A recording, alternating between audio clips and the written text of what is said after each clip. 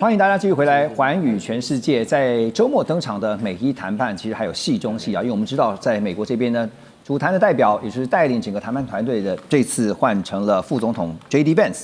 范斯啊，他曾經在美軍陸戰隊服役好多年啊，曾經在2005年被派駐到伊拉克。當然也有分析就因此認為呢，范斯在伊拉克的經歷啊，讓他一度質疑美國這次對中東的整個軍事行動跟干預的行為。基本立場是反對美國對海外用兵的。那麼 Vance 呢，也從一開始那就成為了伊朗非常屬意，而且是點名談判對口，因為先前的談判經驗非常的不 OK。為什麼呢？因為這個包括這次也在談判團隊當中的Witkoff 還有這個Kushner 呢，其實呢大家記得嗎？上次談到一半就被打了哈，2月28號這一天就開始被攻擊。好，那巴基斯坦的媒體也報道說呢，原本華府一度擔心德黑蘭這邊的態度搖擺啊，可能會削弱談判的可信度。但是這次伊朗方面呢，派出了由他們的國會議長，也是剛剛特別提到說，他曾經擔任過革命衛隊的高階將領卡利巴夫這位議長，帶領着伊朗的外長阿拉奇，那還有一些隨行人員，那讓川普相信伊朗這次是真的要談判啊，所以他改變心意，派范斯出馬。而日經就報道說，范斯能不能夠以美國最有利的條件達成這次的談判協議啊，也會是一個觀察重點。因為呢，這將會成為他能不能夠成為2028年共和黨總統候選人的試金石。現在他的黨內對手最強的被認為是 Rubio， 就是現在的國務卿。那美伊談判呢，也將會成為 J.D. Vance。范斯參加大選的關鍵要素。Ross 對於范斯這個談判能力的了解如何啊？你覺得他跟其他川普的核心幕僚，包括現在台面上的 Witkoff 也好，尤其是 Kushner 也好，還有包括 Rubio 也好，他們的不同是什麼？不同是他沒有其他人那麼多經驗啊，尤其是在這方面這些國際談判畢竟他以前做律師，然後在私募基金呢。但是其實時間沒有很多年了啊，還算很年輕，對不对？所以他退伍之後，然後去當律師、私募基金，時間也沒有很久了啊。另外啊，他就寫一本書，然後當參議員，當參議員也沒有當太多年，川普就請他當副手了。然後過去1年多，就是從川普上來執政之後。雖然不能說像以前有一些副總統是被排在外，那不能講質疑川普還是把他拉進來很多重要的決策或的相關過程，但是他也不是關鍵人物了。不管是世界哪一個熱點，不能說過去1年多 Vance 是關鍵，就是他在其中，可是他不是關鍵人物。可以這樣說，他不是主導的就對了。他這次帶領整個談判團隊啊，好像對，這次是，但是他不是一個人去啊，對不對？還是有 Witkoff、Kushner 在場，對不對？他只是代表。而且提醒大家，Kushner 是我們猶太人了，對不對？而且他是很虔誠，通常禮拜6安息日他都會去禱告了。那這次可能是經過他的牧師說，哦，這次為了世界和平啊，你不用去禱告，你可以飛去伊斯蘭國家 Pakistan 參加談判。這個教宗都出來說話了，說美國這次不對。所以重點是川普也沒有單獨派 Vance 去，對不對？所以其實時間還很久，但是我跟大家說一個重點啊，如果 Vance 真的想拿這個共和黨提名的話，下一屆總統提名的話。他不得不在將來3年多，因為3年左右，他不得不主導，不管是國內外交政事，他一定要主導一些東西，一定要有一些自己他個人有一些實際的成就，實際的成績，對，要不然大家都會說，哦，你是一個花瓶而已啊，你沒有真的有做什麼事情。OK， 你只是配合川普而已，你不是太敵對啊，你非常支持他，你很 MAGA。但是你實質的成就是什麼？所以他不得不在將來幾年，不管是國內政事或外交政事，必須要搶這個主導權。大家最近現在也在看，就是這次 Vance 他帶領的這個代表團，然後他的表現如何啊？因為今天有一個最新消息啊，就是未來很有可能他要面對的對手，如果他真的代表共和党的話，民主黨這邊賀錦麗打算要捲土重來。好，那麼當然這個你認真嗎？當然賀錦麗也必須要通過民主黨內的初選嘛，哈。他是自己想出來吧？对，自己想出來。OK， 那麼現在還有一個問題啊，就是因為最近的新聞有一個是 MAGA 當中已經出現很多反對川普在中東決策的聲音。那使得呢，現在變得是好像共和黨內部，尤其是 MAGA 內部有一個內訌。川普在社群平台最近，像剛剛那個大使講到，他就發表了一連串的言論攻擊哈，因為他攻擊的對象都是一些媒體的名嘴啊，還有一些媒體人啊。那川普像是在這個長文當中呢，不客氣的稱呼 Tucker Carlson 啊，這個 Carlson 呢其實是非常有名的一個媒體人啊，他現在是個名嘴。那還有包括像是Megyn Kelly 啊、Candace Owens 啊，以及這個 Alex Jones 啊。川普說：“你們這些人都是低智商啊、低 IQ 的瘋子跟笨蛋啊！”稱呼這些媒體人呢，只為了要推銷自己三流播客的這樣的一個角色，尋求廉價的知名度。然後也特別形容攻擊 Carlson 呢是個崩潰的人啊，建議 Carlson 去看心理醫生啊，因為他非常的不滿，因為這些媒體人名嘴不斷的去檢討川普在中東這邊的決策做的是非常的離譜。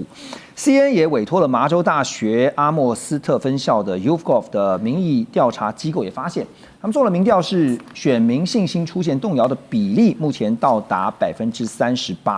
大使，其實這個對於當然這個跟伊朗沒有關係，不過呢在談判上也許是個利多哈。這也是不是說川普現在非常的急，他趕快想把中東問題給解決，尤其是跟伊朗之間達成一個協商、一個談判的這個決議哈，因為這樣再拖下去的話，對他期中選舉是非常不利的。對，所以這是他這場戰爭已經影響他個人的政治前途了。政治人物什麼國家啊、民族啊什麼，他最重要他自己個人燒到他自己了，燒到他自己了，所以他這個算盤一敲就結束這場戰爭，找另外目標嘛，這很快很容易嘛。不過我覺得那個范斯是伊朗點名，伊朗點名，就是說伊朗前一陣子就傳言說他們不接受那個維科夫跟庫什納，對，他說因為。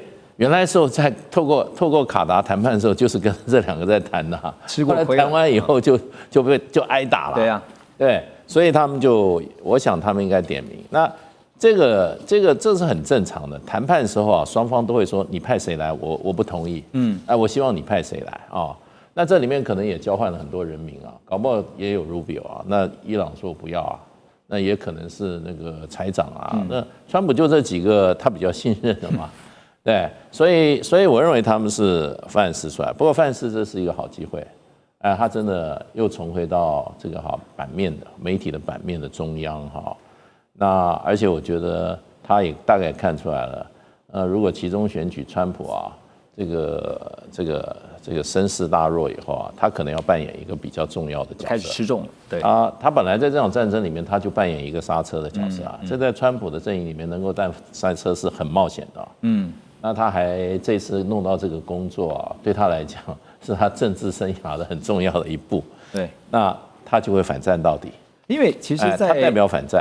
目前為止，我們看到整個美以伊的戰爭這樣的一個衝突，其實也造成美國這邊不小的戰損哈。美國軍事時報也報道說，中央司令部他們就指出呢，從美國跟以色列對伊朗發動軍事襲擊以來40天內已經有13名美軍人員死亡，381個人受傷。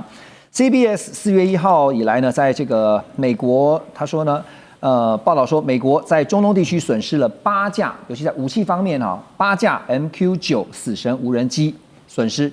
然後呢，2月28號攻打伊朗以來呢，已經損失了24架的 MQ-9了。這 MQ-9呢，其實依照型號不同，他們的單價呢大概是3000萬美元，折合台幣是9.5億或更高。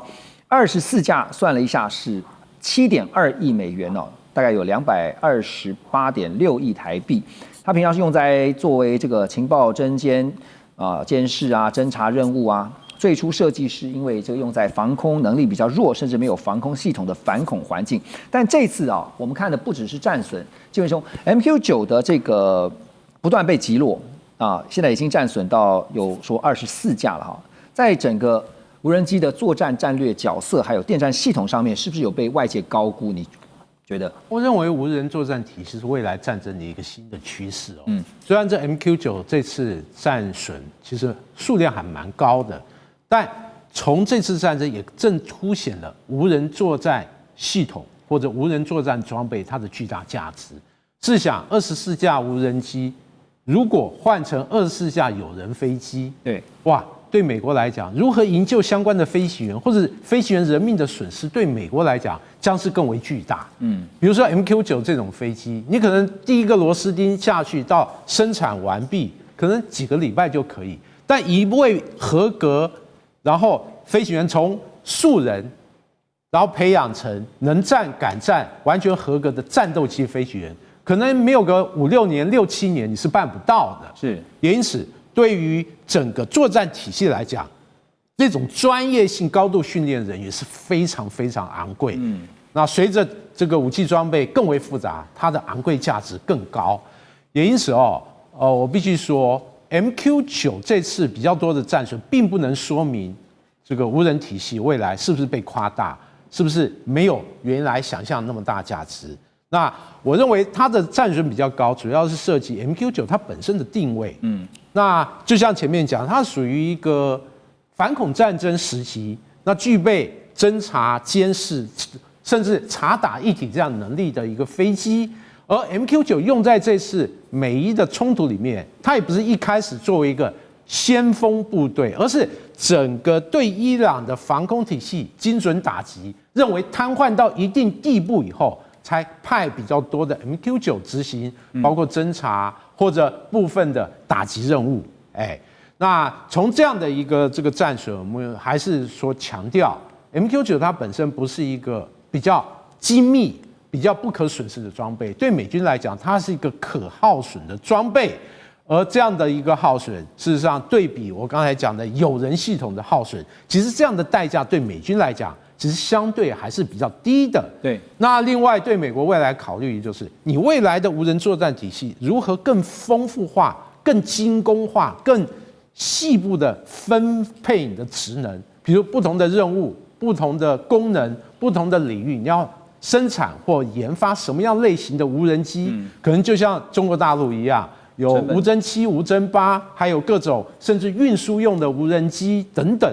我認為美國未來肯定也會往這樣的一個趨勢，豐富它無人體系，包括無人機的發展。因為損耗太大的話，所以要追求說成本再往下降。哈，等一下回來我們要特別來聊的一個議題啊，就是日本的核能力啊，現在會不會之後被視為是很大的威脅？馬上回來。